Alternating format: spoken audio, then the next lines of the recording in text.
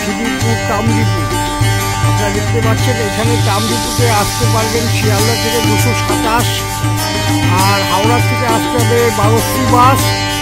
আর আপনি যদি যাদবপুর থেকে আসেন তাহলে 1 নম্বর বাস ধরে এই খিদিরপুর মোড়ে নামতে হবে। নেমে আমরা যেই রাস্তা দিয়ে এখন এলাম, এই যে রাস্তায় 12 হাওড়া থেকে এলো, এই রাস্তায় গিয়ে যে তোলনটা আমরা দেখতে পাচ্ছি ওই তোলনের ভিতরেই যাবো। চলুন, বৃষ্টি পড়ছে আজকে 31/7/2024 বুধবার। প্রচুর বৃষ্টি পড়ছে, সেই বৃষ্টির মধ্যে আপনাদের একটি সুন্দর ভিডিও দেখাবো, সেই উদ্দেশ্যে আসা। চলুন যাওয়া যাক। আমি এখান থেকে তরুণটা দেখাচ্ছি, বৃষ্টি পড়ছে। আপনি যাচ্ছি ভূ কৈলাস শিব মন্দির। চলুন যাওয়া যাক। এই রাস্তা দিয়ে যেতে হবে, সোজা গিয়ে বাঁ দিকে গিয়ে আবার ডান দিকে গেলেই আমরা ভূ কৈলাস শিব মন্দির, সেখানে পৌঁছে যাব। প্রচুর বৃষ্টি পড়ছে, আপনাদের দেখাই, তবুও আসতে হবে। এসে দেখবেন এই যে পাশেই একটি মাঠ, এই মাঠটি হচ্ছে ভূ কৈলাস মাঠ। বৃষ্টি পড়ছে, আমরা সোজা চলে এলাম, এসে এবার বাঁ দিকে যাব। দেখিয়ে দিই, প্রচুর বৃষ্টি পড়ছে, আর এই দিকে সব অবাঙালি বেশি বাঙালির থেকে। আমরা সোজা চলে এলাম, আর একটু বাকি আছে মন্দির। এই রাস্তা দিয়ে এসে সামনেই পড়বে নহবতখানা। সেই নহবতখানার ভিতর দিয়েই আমাদের যেতে হবে ভূ কৈলাস শিব মন্দির। চলুন, বৃষ্টির মধ্যে এলাম, ভালো লাগবে আপনাদের জায়গাটা যদি আমি দেখাতে পারি।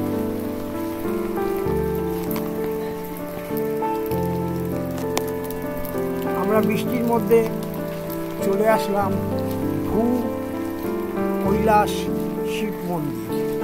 দেখতে পাচ্ছেন আমরা এসে গেলাম। 350 বছর আগে এই মন্দির। চলুন, এর হিস্টোরি যতটুকু আমি জেনেছি আপনাদেরকে দেখাবো। যে গাড়িগুলো দেখছেন, এই সব ভক্তরা এসেছেন বিভিন্ন জায়গা থেকে। চলুন আমরা সামনে যাই মন্দিরের। কত বড় শিবের মন্দির আপনাদেরকে দেখাই। এই গেটটা বন্ধ, তবে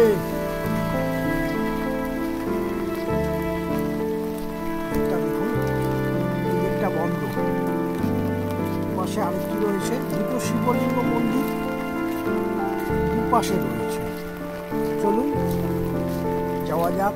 আর দেখতে পাচ্ছেন মন্দিরে ঢোকার আগেই দেখুন দুটো সিংহ, এই সিংহ দুটোই মন্দিরটাকে রক্ষা করছে। দেখুন লেখা আছে ভূ কৈলাস শিব মন্দির। আপনারা দেখাতে পাচ্ছেন ভূ কৈলাস শিব মন্দির। চলুন প্রবেশ করি। আমরা সামনেই দেখুন নন্দী মহারাজ। মন্দিরটার মিডিলেই দেখুন আমরা নন্দী মহারাজকে দর্শন করি এই বৃষ্টির মধ্যে। উনিও ভিজছেন, আমরাও ভিজছি। জয় নন্দী মহারাজের জয়। এই মন্দিরেই দেখুন দুপাশে দুটি শিবলিঙ্গ রয়েছে, মন্দির রয়েছে। দেখুন এত দূর থেকে এলাম বৃষ্টির মধ্যে, আপনাদেরকে আগে দর্শন করাই। খুব ভালো লাগছে। যদি বৃষ্টিটা না থাকতো আরও ভালো লাগতো, তবুও আপনাদের বাইরে থেকে দেখিয়ে নিই। সামনেই হচ্ছে শিবগঙ্গা, দর্শন করুন। চলুন আগে ভোলে বাবাকে আমরা দর্শন করে আসি, নাহলে পরে আবার অন্ধকার হয়ে যাবে, দেখাতে পারবো না আপনাদের। গেট খোলেনি, 6টার সময় খুলবে। এখনো দেখুন পুরনো কত কাজ, মন্দিরের গায়ে কি সুন্দর কাজ করা দেখুন। অবশ্য বেশিরভাগটাই ধ্বংসের পথে। সুন্দর কাজ। মন্দিরের গেট এখন বন্ধ আছে।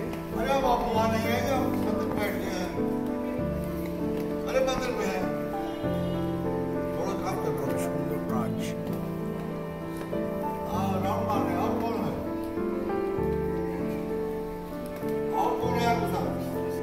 জয় ভোলে বাবা। আপনারা দর্শন করে নিন বাইরে থেকে, পরে আবার মন্দিরের দরজা খুললে আমি আপনাদেরকে দর্শন করাতে পারব।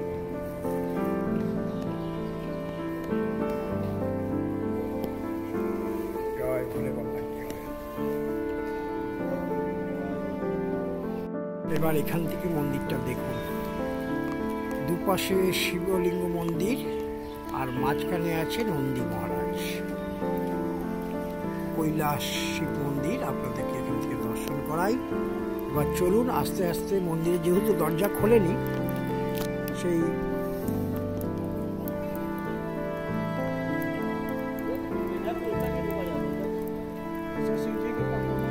আপনাদের একটা জিনিস দেখাই। এই যে গঙ্গাটা দেখছেন আপনারা, এটাকে বলে শিব গঙ্গা। এই শিব গঙ্গার চারধারে 4টে মন্দির আছে। আগে চলুন মন্দিরগুলো আমরা দর্শন করে আসি। মন্দিরটি যিনি প্রথম প্রতিষ্ঠা করেছিলেন তার নাম হচ্ছে রাজা জয় নারায়ণ ঘোষাল। জয় নারায়ণ ঘোষাল এই মন্দিরটি, ভূকৈলাস মন্দিরটি স্থাপিত করে। এবং এখানে যে গঙ্গা দেখছেন আপনারা, শিব গঙ্গা, এটাও উনি খনন করেছিলেন। 1752 সালে রাজা জয়নারায়ণ ঘোষাল উনি এইখানেই জন্মগ্রহণ করেছিলেন। এবং জন্মগ্রহণ করার পরে প্রথমে আগে এখানে একটা রাজবাড়ি আছে, অবশ্য এখন ধ্বংসের পথেই। সেই রাজবাড়িতে প্রথমে করেন, তারপরে এই দুটি শিবলিঙ্গ মন্দির উনি প্রতিষ্ঠা করেন।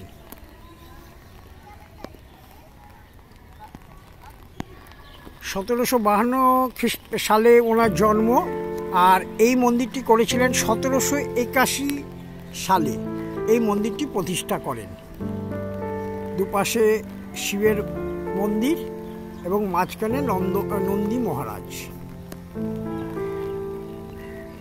আপনাদের দেখায় পুকুরের চারিদিকে যা যা মন্দির রয়েছে সেটা আপনাদের দেখাবো। হরগৌরী আপনারা দর্শন করলেন, এটা হরগৌরীর মন্দির। চলুন যাওয়া যাক। এই পুকুরটার চারিদিকে, মানে গঙ্গা কাশীর চারিদিকে 4টে মন্দির আছে। আমরা রাধা কৃষ্ণকে দর্শন করে নিই। এখানে যে কটা মন্দির আছে সব পাথরের মূর্তি, সাদা পাথরের। হরে কৃষ্ণ। দেখুন রাধা কৃষ্ণকে দর্শন করলাম। চলুন আবার এদিকে যাই। কাশী গঙ্গা আপনারা দর্শন করলেন। যারা মানত করেন তারা এখানে এসে দড়ি দিয়ে ঢিল ভেঙে দিয়ে যান। বৃষ্টির জন্য সব ভিজে গেছে। মা সরস্বতীকেও আপনারা দর্শন করুন। জয় মা সরস্বতী, জয় মা সরস্বতী। আমরা যে মন্দিরটা পুরো পরিক্রমা করছি, এই যে শিবগঙ্গার মন্দিরের পাশ দিয়ে যে আমরা যাচ্ছি, চারিদিকে পুকুরটার মধ্যে টোটাল 4টে মন্দির আছে। সে মন্দিরের মধ্যে আমরা এখন মোটামুটি 2টো দেখলাম, আরও দেখব। এই জায়গাটা টোটাল বর্গক্ষেত্র, মানে 108 বিঘে জমি। এই জমিটা 108 বিঘে জমি। আমাদের রাজা জয়নারায়ণ ঘোষাল, তাদের 14 পুরুষের ব্যবসা ছিল আপনার লবণ আর হচ্ছে লবণের আর ধাতু। এই ব্যবসা করে উনিও এক সময় খুব ধনী হয়ে গেছিলেন। এবং ধনী হয়ে যাওয়ার পরে এই জায়গাটা উনি কেনেন, 108 বিঘে জমি। সেই জমির মধ্যেই এই মন্দিরটি করা হয়েছে। এবং এই পাশেই রয়েছে ওনার সমাধিক্ষেত্র। সেই সমাধিক্ষেত্রটাও আপনাদের দেখাবো। চলুন যাওয়া যাক। বৃষ্টি পড়ছে তো, এটা বন্ধ আছে এখন বৃষ্টির জন্য, তবুও দেখাই। আর কি করব, যা দেখতে পাবো আপনাদেরকে তাই দেখাবো। এখানে আরেকটি মন্দির আছে, চলুন দেখা যাক। এই এখানে আছে রাম লক্ষ্মণ সীতা, দর্শন করুন। নিচে আছে জয় হনুমান। আমরা সিদ্ধিদাতা গণেশ, আজকে বুধবার 31/7/2024 আমরা গণেশ বাবাজিকেও দর্শন করতে পারলাম, আপনাদেরকেও করাতে পারলাম। জয় গণেশের জয়। 350 বছর আগে এই জমিটা 108 বিঘা জমির উপরে এই মন্দিরটি টোটাল।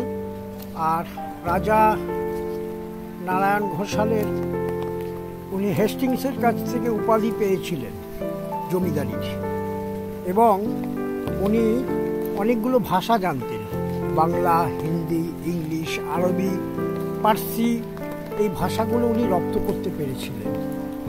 আপনাদের দেখালাম মন্দিরটি। মন্দিরে এখনো গেট খোলেনি, 6টার সময় খুলবে। ততক্ষণ ওয়েট করছি, আপনাদেরকে দেখিয়েই তারপরে আমিও দেখে তারপরে যাব। এখানে কিভাবে আসবেন বিস্তারিত সবই বলবো। আপনারা আবারও বাবা জয়নারায়ণ ঘোষাল এই মন্দিরটি করেছিল বলে আমরা আজকে এই মন্দিরটি দেখতে পেলাম। এখানে দেখুন পোস্টার দেওয়া আছে।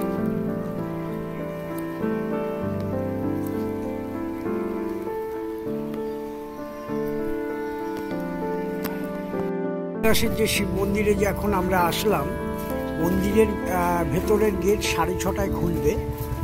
তাও আমি এখন চলে আসলাম এই যে রাজা জয়নারায়ণ ঘোষালের বাড়ি, পুরনো 350 বছর আগের বাড়ি। এখনো দেখুন কিরকম অক্ষত অবস্থায় রয়েছে। তবে এটা রক্ষণাবেক্ষণ করলে সুন্দর হয়ে যাবে। তবে এখনকার দিনের বাড়ির থেকে এটা বাড়ি শক্ত। চলুন আমরা রাজবাড়ির ভিতরে প্রবেশ করি, দেখি কি আছে।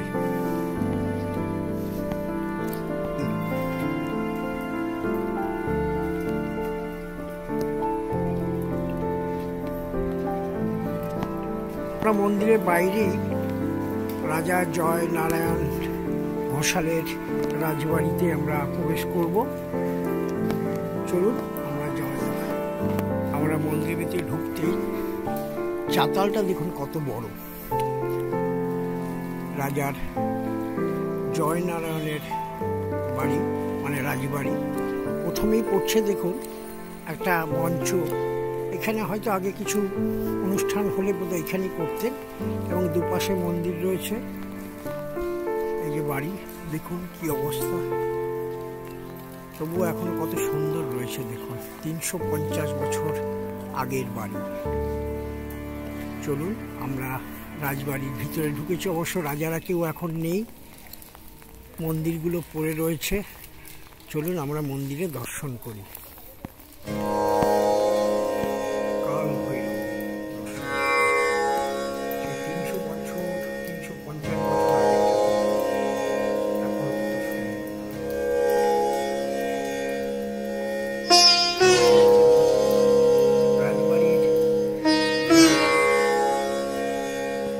দুটো কামান রয়েছে,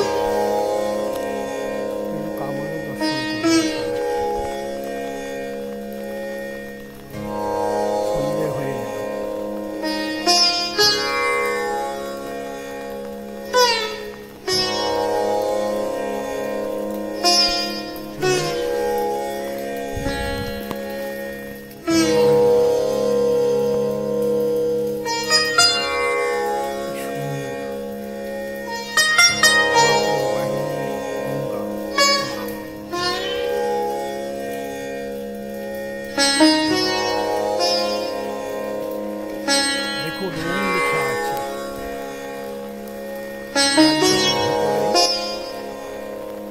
চারটে ঠাকুর আছে, আমরা পরপর দর্শন করবো। আগে দুর্গা মন্দিরটা দর্শন করে আসি। দেখুন দুর্গা মন্দির, এখানে নিত্য পুজো হয়ে আসছে। চলুন আমরা জয়নারায়ণ ঠাকুর জয়নারায়ণ ঘোষালের মা দুর্গাকে দর্শন করে আসি। কিছু চলুন দেয়ালের গায়ে দেখুন লেখা বেরো বলে বাবা গঙ্গা মা।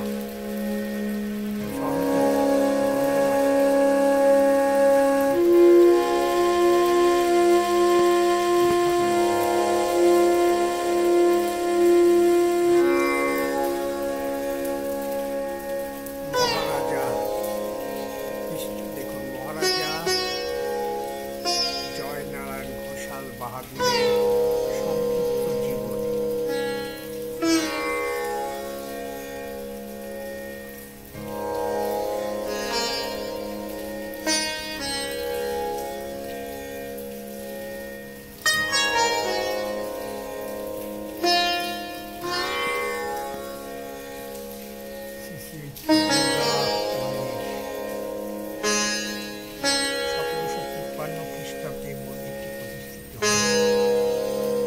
ঠিক আছে, সব লেখা চলুন মাকে এবার দর্শন জয় মা। মাকে এবার আমরা দর্শন করব। মন্দিরে ঢোকার আগে এই দেয়াল,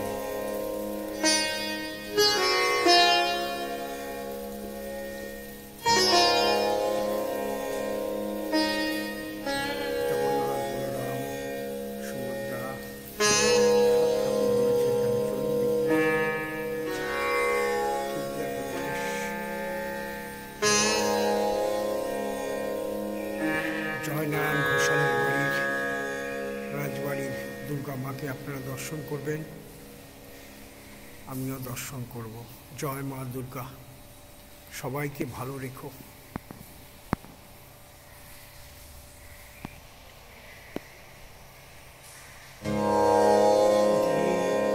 তিনবেলা করে পুজো হয়, আপনারা মাকে দেখুন।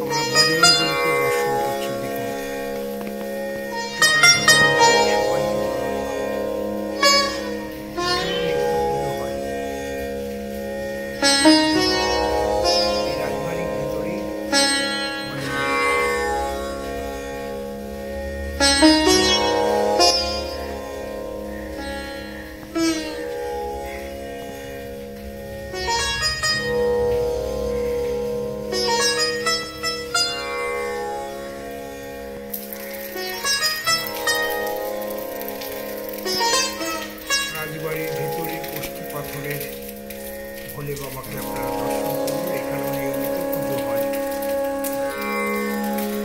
জয় ভোলে বাবা জয়।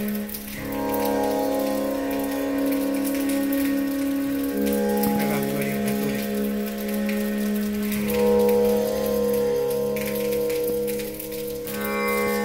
দুর্গা মন্দিরও দর্শন হয়ে গেল, রাজবাড়িও দর্শন হয়ে গেল।